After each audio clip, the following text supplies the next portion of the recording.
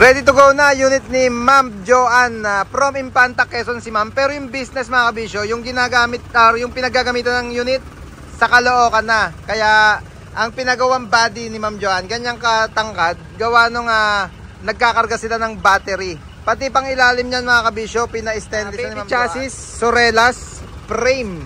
Ayan, yung mga stainless mga kabisyo, center post or yung rear post, yung mga lock niyan at clip stainless na. Yung body or yung pinaka drop side niya 80 cm yung lapad niya at aluminum brand new yung ginamit nating siding diyan hanggang sa likod.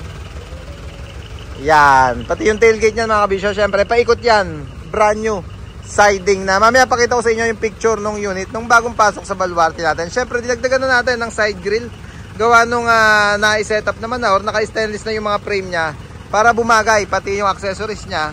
Yan, pati tapaludo, bagong gawa na rin dito sa baluarte natin. Side grill sa gitna, nakabisagra. Yan, yung ulo niya pinahilamusan na ni Madam. Yung tinted, yan yung mga ginawa upholstery. Pakita nga natin yung loob.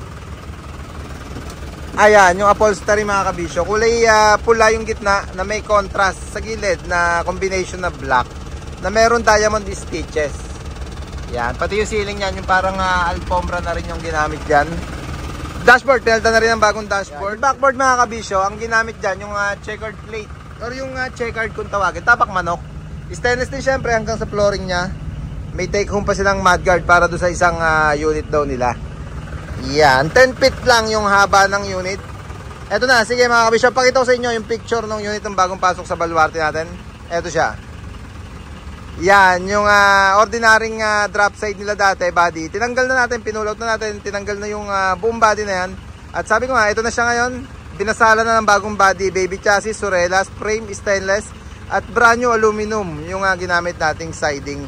Plate frame, syempre. Naka-stainless na rin. Yung step, yan yung kagaya nitong ginagamit din sa frame. Ginamit na rin natin dito sa pang-step niya para solid. Mga kabisyo, makapal siya. Kaya kahit medyo mauntog ng bagya, hindi maiwasan pag-atras.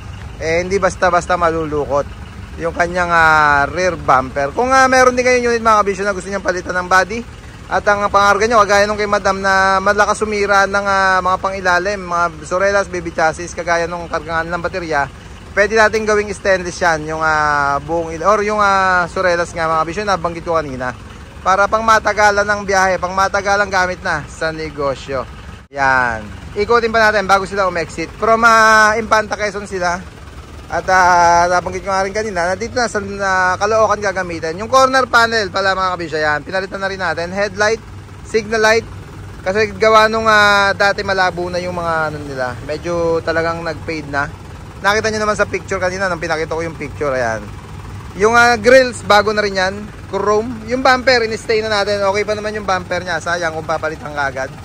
Ayun yung tinted niya. Siyempre sticker meron na rin yan. Certified kabisyo, certified kabisyo, certified na hima sa baluarte natin.